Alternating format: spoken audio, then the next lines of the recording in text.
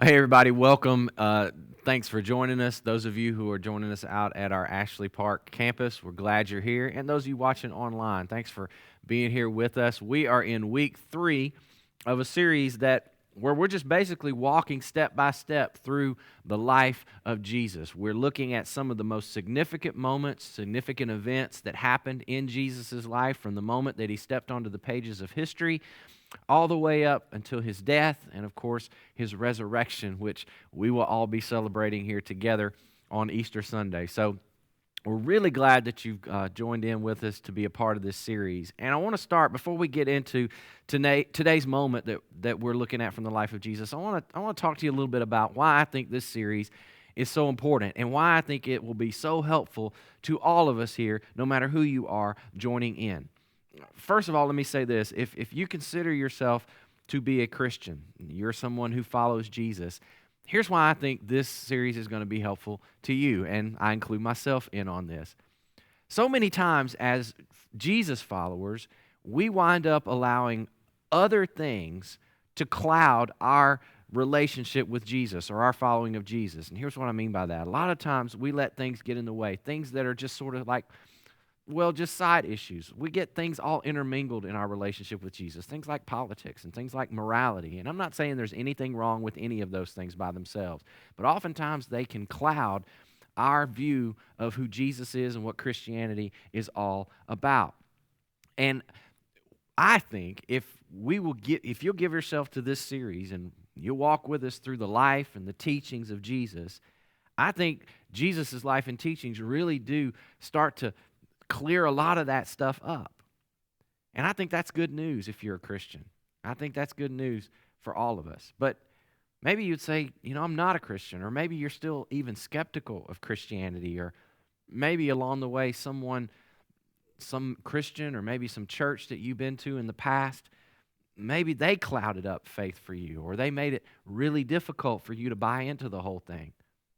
I would say to you, I really think you do owe it to yourself to be a part of this series, because I think what you're going to see as we look into the life and teaching of Jesus is that what Jesus introduced to the world was radically different from what maybe you've even experienced or what you grew up with in the church. And I'll just say to you, whatever you were led to think about Jesus, or whatever you were led to believe about Christianity and what it's all about, if it was anything other than Jesus and Jesus alone, then you may not have been given the full picture. And I believe if you'll stick with us in this series and you'll give yourself to it and you'll listen and learn, I think you'll find that a lot of that stuff gets cleared up, and that what Jesus came to introduce into the world is greater than all the stuff that you may have thought that the Christian faith was all about. So today, let's look at another moment from Jesus' life. And before we get into it, let me just say that this moment we're looking at Jesus in Jesus' life today, it's actually found in 2 of the biographies of Jesus. We have 4 biographies in our Bible of the life of Jesus: Matthew, Mark, Luke, and John. And this one is found first in the book written by Matthew. Now, Matthew was one of the eyewitnesses of the life of Jesus. And here's what you need to know about Matthew. Matthew is kind of like this no-nonsense kind of guy. Matthew's not really interested in all the details surrounding stories. He's just really interested in what happened and not necessarily why it happened or how it happened. He's just telling us what he saw. And the moment you read this story we're going to look at today, in fact, the first time I read it from the book of Matthew, well, let's just be honest. It's a little bit disturbing on its face. It was disturbing to me the first time I read it. In fact, if you want to read it yourself, you can find it in the book of Matthew, chapter 4. But basically, here's what Matthew tells us happened. Jesus is walking along the shore of the Sea of Galilee one day. He runs into these 2 sets of brothers, Simon Peter, Andrew, who were brothers, and then James and John, who were brothers. And they were all 4 fishermen. So they're out in their boats. Jesus comes upon these 4 guys, and he says to them, hey, why don't you guys get out of the boats and come follow me? And they just say, sure. And they drop their nets. They get out of the boat. They walk away from their father, their family business. They leave, and they follow this guy that they just met, and they go off with Jesus. And when you read that, if you're like me, you start to think to yourself, well, that was awful sudden. In fact, that's pretty irresponsible. That's kind of reckless. I mean, who does that? Who walks away from their family business? Who leaves their father and all of this stuff to follow some guy that you just met? But when you read the second account of what happened, it makes more sense. Now, the second account of this story was written by a guy named Luke, and Luke is an historian. Luke's really into the details. He really looks at how things happened and why they happened. In fact, most scholars tell us that when Luke wrote his book, he interviewed Peter and he interviewed Mary and a lot of the other people that surrounded the life of Jesus, and he got as many details about it as he could, and he included it in his book. So Luke gives us a lot more detail. So we're going to spend some time in Luke's account of this story, and it's found in chapter 5 in the book that Luke wrote. It goes like this. One day, as Jesus was preaching on the shore of the Sea of Galilee, great crowds pressed in on him to listen to the Word of God. Now, this is basically what Jesus experienced most of the time during his ministry, especially once he began to get really popular. He would start drawing lots of crowds because they wanted to hear what he had to say. They wanted to hear his teaching because he was so compelling. There was so much in what Jesus was saying that people were interested in that they just couldn't get enough of it. And so this time, the crowd's growing, it's getting larger, and if you can picture it, they're getting closer and closer to Jesus to where the point where he's getting farther down the beach, he's getting right to the water's edge. Verse 2, Jesus noticed 2 empty boats at the water's edge, for the fishermen had left them, and they were washing their nets. Stepping into one of the boats, Jesus asked Simon, Peter, its owner, to push out into the water. So he sat in the boat and taught the crowds from there. So here's your picture. Jesus is trying to get some distance between himself and this crowd so that they can all hear him, because again, they don't have microphones like we do. They don't have sound systems. So he's got to get some distance so he can speak so the whole crowd can hear him. So he sees that these fishermen are not using their boats at the time. They're over cleaning their nets. And so he says, hey, let me borrow your boat. Now, this may not register with us because of where we live, and we're not fishermen in the first century, but when you were a fisherman in the first century, you always fished at night. And the reason you fished at night is because that was when the water was cooler and the fish would come a little bit closer to the surface to feed. And so when you let down nets, you were able to catch more fish. So you go out at night, you'd fish, and then when the sun came up and the water would start to warm up, you'd head on in and you'd stop for the day, and then you'd clean your nets. You'd get all the beer cans and water bottles out of your nets, get things ready for the next night of fishing, and then you'd go home, get some rest, get some sleep, and then you'd come back the next night and start it all over again, and you'd fish at night. So when Jesus asked these fishermen to stop cleaning their nets and take him back out onto the water, you just need to know it's a big inconvenience for them already. But Simon Peter, for whatever reason, maybe he'd heard a little bit about Jesus. There's a crowd there. He doesn't want to embarrass himself or Jesus in front of this crowd. He says, okay, I'll do you this favor. Jesus is starting to become a big deal, so maybe that was it. But he takes him out onto the water. Verse 4. When Jesus had finished speaking, he says to Simon, now go out where it's deeper and let down your nets and let's catch some fish. Jesus is like, when he gets done with his sermon, they're out there on the boat. He said, hey guys, I got a great idea. Let's go fishing. And Peter, he's like me and you.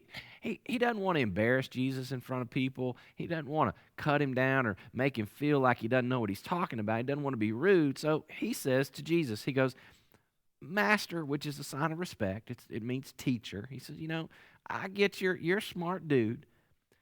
We worked hard all night, Simon says. And look, we didn't catch a thing. And it's kind of like he's saying to him, look, Jesus, I know you probably don't understand how fishing works because, I've heard you're just a carpenter. So let me just sort of educate you on this. We went out fishing at night, which is when you're supposed to fish, and the fish were supposed to be biting, and you just need to know, it was a bad night. We didn't catch anything all night long. And so here we are. We're real tired. We're just trying to get home. We're cleaning the nets. Need some rest. Andrew's over here falling asleep. So this is not a good idea. We don't want to start this process all over again. We just want to get home. Now, what Peter doesn't know in this moment is that what he's about to decide in the next 5 seconds is going to change the course of history. And I'm not exaggerating when I say that. Peter has no idea what hangs in the balance of the decision that he's about to make. And if I could just, for a second, get a little bit personal with you, could I just say this to you? You don't know either. You don't know what hangs in the balance of the decision that you're about to make. That decision that maybe you're wrestling over, or maybe that you felt like God was telling you to do, and maybe a decision that you're going to be challenged to make in the next 20 minutes. You don't know what hangs in the balance. You don't know who hangs in the balance of that decision. But for some reason, and I don't know, maybe he was just curious. Maybe it was the way that Jesus asked him. Maybe there was something on the inside of Peter that was just nagging him the whole time. We don't know the reason, but for whatever reason, Peter says this, "But, Jesus, if you say so, I'll let down those nets." Jesus, I'm not sure. I believe that you're right about this. In fact, I'm pretty sure you're wrong, but okay. Out of respect for you, I'll do it.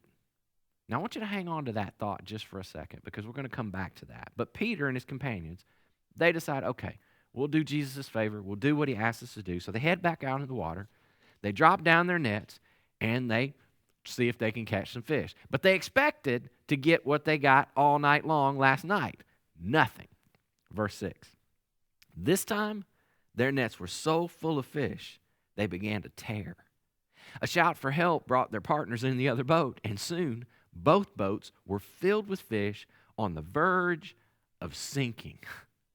So this time they didn't catch fish. They caught lots of fish. They caught more fish than they'd probably ever caught in their whole fishing careers. They caught net-breaking fish, boat-sinking fish. But I want you to notice something. They didn't catch those fish as a result of their strong faith in Jesus. Notice they weren't sure. They were just doing him a favor. Just because you say so. You really don't know what you're doing, Jesus, but okay, just because you say so, we'll let down these nets. They didn't catch, this is a miracle. This is a miracle that they caught all these fish. Their miracle from God did not come because they had such great faith. You know why their miracle came? Because they simply did what Jesus told them to do. It was in the application of Jesus' words where they saw the miracle. Not necessarily because they had such great faith in what Jesus was able to do. Now that's important. It's the application of Jesus' words that makes the difference. And I would say it's the same thing for you and for me. So when Simon Peter realizes what's just happened, that this massive amount of fish has just been, it's a miracle that Jesus made this happen, here's what Simon said. He says, "We're rich." And he immediately hired Jesus on as his head fisherman because they were going to make a fortune. Now, that's not what he said. I just put that in there, just seeing if you were paying attention. I made that up.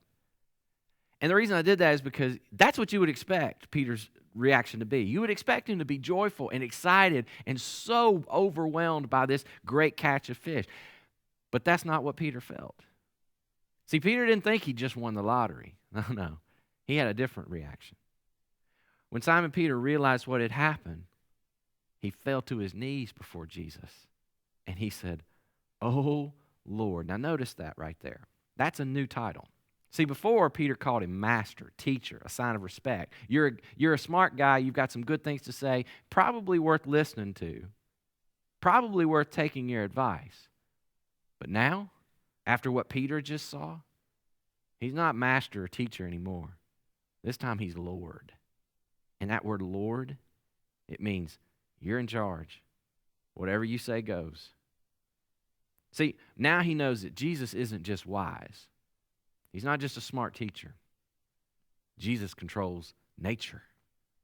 Jesus possesses qualities, abilities that only belong to one, and that is God. So Peter realizes in this moment, either this man is God or he's someone who's way closer to God than I've ever been or I ever will be. He's got a way closer relationship to God than I do. And so notice Peter's next statement. "Oh Lord, please leave me. I am such a sinful man." And see, right there, Peter's just operating on an assumption that everybody in his day had about God. In fact, it's the same assumption that many people in our day have about God.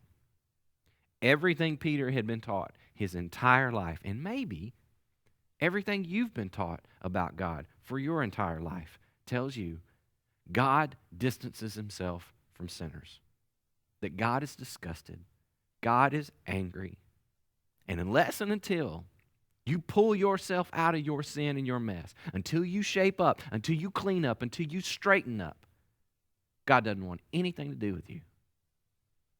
So Peter realizes, I'm in the presence of a man who's way closer to God than I've ever been. And what's his first thought? His first thought is, I don't have any business being near this guy. He should go away from me. Why? Because every other religious person in Peter's life had taught him that. The righteous people that he'd gotten to know, they distanced themselves from sinners. They looked down on sinners. They were disgusted by sinners because that's just the way the world worked, right? I mean, the world was very simple. First, you got to learn how to behave.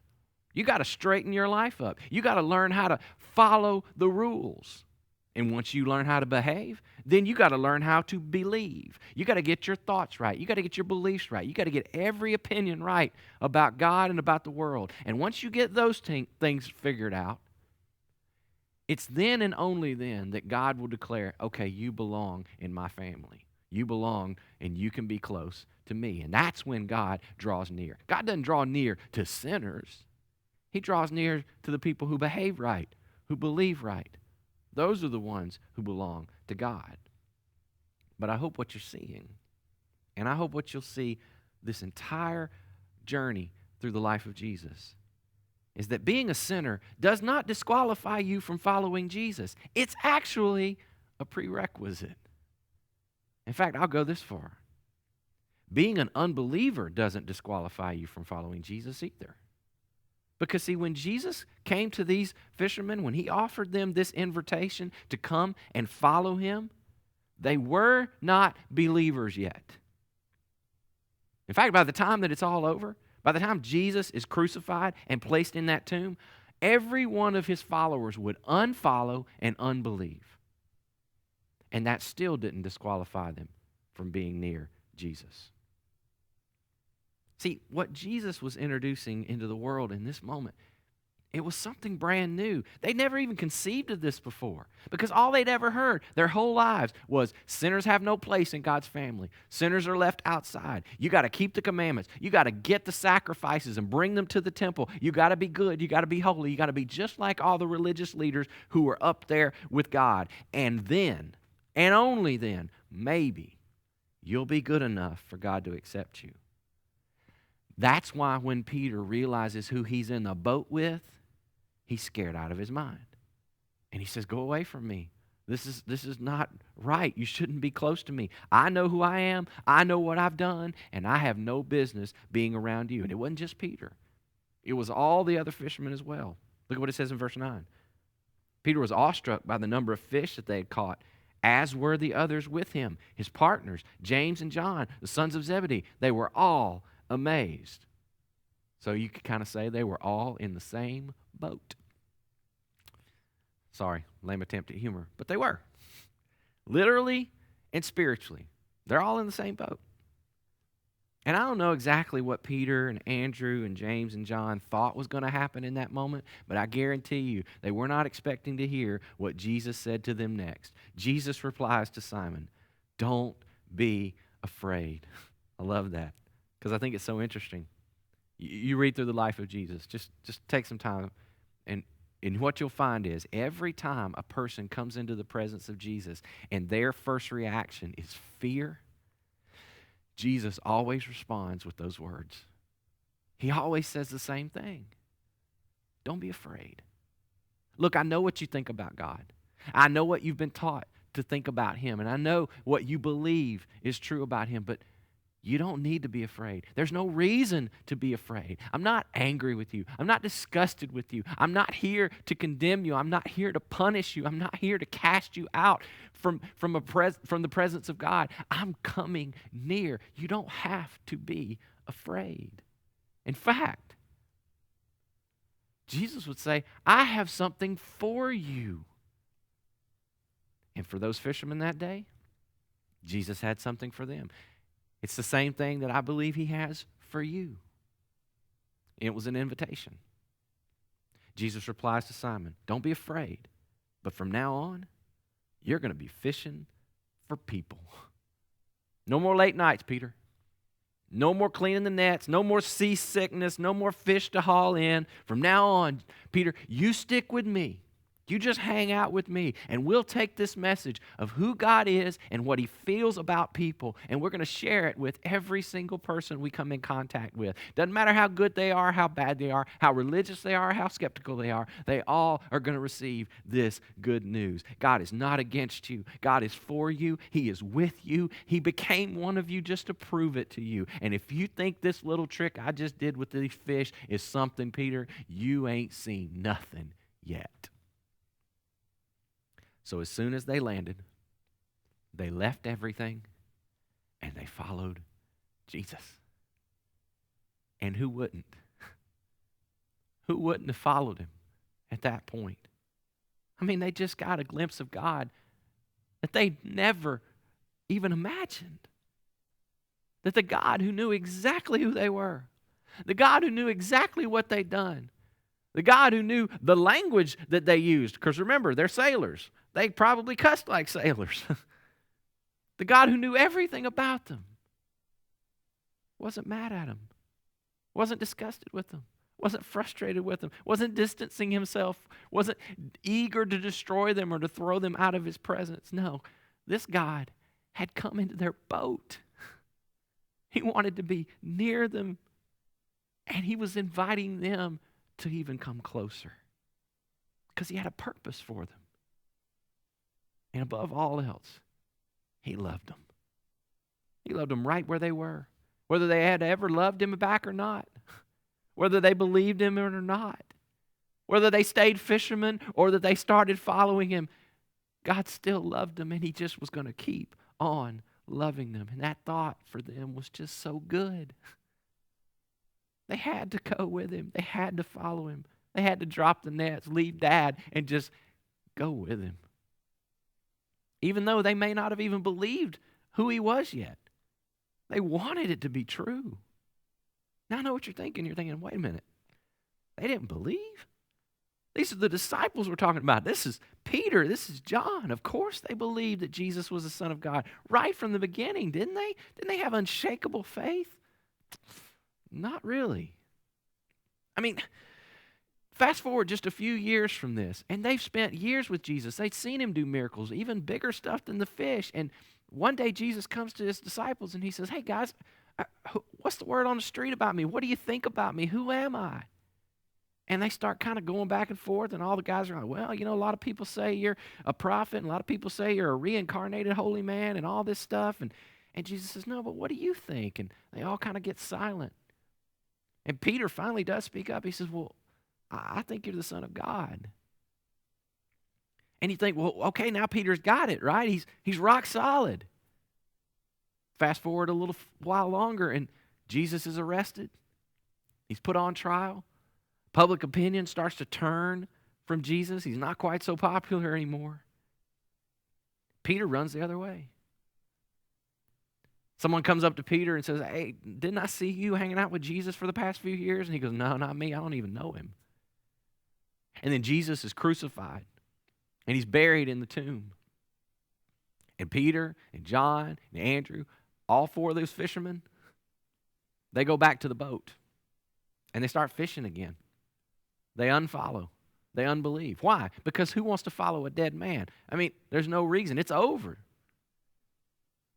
And yet, even though they all turned back to their old life, Jesus still pursued them. After his resurrection from the dead, Jesus comes to Peter and he gives him another invitation, just like the first time. He says, Peter, come follow me. And this time, Peter followed for good.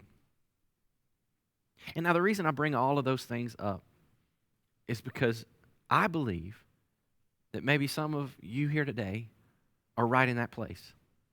You've heard the message of Jesus. God's for you. He's not against you. He loves you. He's pursuing you. Doesn't matter what you've done. Doesn't matter what you struggle to believe. But even right now, you're saying to yourself, I'm not so sure I'm there yet. I'm not sure that it's true, but man, I wish it were. That's enough. It's basically what the disciples started out with. And I don't know, maybe you've spent most of your life and you've got the same assumption that Peter had about God, that God always distances himself from sinners. And the job of getting right with God, that's your job. It's all on you. Until you straighten up, until you behave, God's just disgusted with you, doesn't want anything to do with you. Now, there may be a way for you to get back to God, but that is all on you, and you're going to have to work for it. And like Peter, every time you get a sense that you're in the presence of God, your first reaction is fear. And I just hope today that you will hear the same words that Peter heard on that day. Don't be afraid. There's no reason to be afraid. I love you. I'm not against you. I'm for you. In fact, there's an invitation for you. Come, follow me. Learn from me how to do this life, and together we'll discover the life that only God knows. Life abundant, life everlasting, life eternal.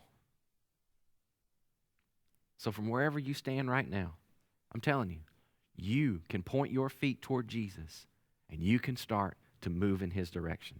Whether you're doubtful, whether you're skeptical, whether you're just curious, or whether you're fully convinced, it does not matter. You can start following Jesus from right where you are. And we as a church, that's what we're here for. We want to help you take your first steps in following Jesus. So can I just invite you to do one thing for me today, right now? Would you go to your campus page, ashleyparkchurch.com. And on that page, you're going to find a link that says, make a decision. In fact, it's got a picture of some feet pointed in a direction. That's what it looks like. I want to invite you to click on that link right now. Just pull out your phone and go there. And you're going to find a form there you can fill out to send us your information. And you've got several different options. And I want to invite you to choose one of those options today. If you're ready to make a decision, much like the disciples did on that day. Maybe today it's the first time you've ever even considered following Jesus. And you're not even sure what that means yet, but you're ready to start. You're hoping that it's true, and you want to see what it's like, and you want to know more. Well, would you just fill out that form and then check the box that says, hey, I've decided to follow Jesus today. And what we'll do is we'll contact you, and we'll help you take those very first steps. Maybe you've already made that decision. You said, I really do want to follow Jesus, but you haven't taken the very first step that Jesus asked us to take when we've done that. You've never been baptized in water. Baptism is a significant moment where followers of Jesus identify themselves with the death, the burial, and resurrection of Jesus. It's a moment where we make this public statement that I'm trusting in Jesus as my leader and my Lord. And if you've never done that, you could check that box that says, I'm ready to be baptized, and we'll help you. We'll walk you through that step as well. Maybe you're here today and you'd say, I don't know, I'm curious. But I've got some questions. I've got some things that kind of are standing in the way of me following Jesus, and I need to get these questions cleared up. Well, we want to help you with that too. We love to answer questions. We'd love to help you get past those if we can. So today you could check that box that says, hey, I've just got questions about following Jesus. And we'd reach out, and we'd help you with those as well. Now, there are some of you here today, and you're following Jesus. You're doing your best at following after him. But if you're honest, here's what you would have to admit. You're following Jesus alone. In other words, you don't have anyone in your life that you regularly talk to about your faith, that you regularly talk about your life with. You don't have anyone who helps you set goals of following Jesus. You don't have anyone that you confess sins to. You don't have anyone to encourage you or anyone to strengthen you as you follow Jesus. And let me say to you, if there's no one in your life like that right now, and I know this is really bold for me to say, but I'm going to say it to you, you're not yet following Jesus. Because following Jesus always involves people. You will never experience the full, abundant life that Jesus promised until you get into community with some folks who are doing it together. But we want to help you with that as well. You can check that box on that page that says, hey, I need a group. I need some people to help me, to walk with me. And we'll help you find your people. You can make that decision as well. Whatever decision God's calling you to make, you don't know what hangs in the balance of that decision. I pray you'll make whatever God's calling you to make today, whatever decision that is. Well, while you're doing that, while you're thinking on that, while you're praying about that, we're going to transition in our service right now to our time that we call communion. And I think the significance of communion, it goes right to the heart of what we just learned today from Jesus. See, just before Jesus was about to die on the cross, he left his followers with some physical symbols, and he invited his followers, when you come together, eat and drink these symbols and remember me. And that bread and that juice, those two symbols that Jesus gave us, represents his flesh and his blood. And whenever I think about God entering into our world as a human being, Jesus, flesh and blood, it just reminds me of the same thing that the disciples learned on that boat that day. God did not distance himself from us. He came near to us. He came in flesh and blood. So in just a moment, you're going to find some trays that are going to come down your row. Our ushers are going to pass them in just a moment. And you'll find those two symbols of bread and juice. And you're invited to eat and drink and remember Jesus in the way he asked us to, that he came to us, that he came for us, that he gave his body and his blood so that we might have life through him. And as we say around here, if you're still skeptical about this, or you're uncomfortable with participating, or you're just not sure, it's okay. You can just let the trays pass by as they come down the row and just pass it on to the next person and continue to reflect on what you're hearing and what you're learning today. But while we take communion and remember Jesus today, our band's going to lead us in a song that talks about Jesus and who he is in our lives. I want to invite you to sing this song together as we take communion. So let's do that right now. You just remain seated right where you are. We're going to sing together, and we're going to remember Jesus as the emblems are passed. Let's do that right now.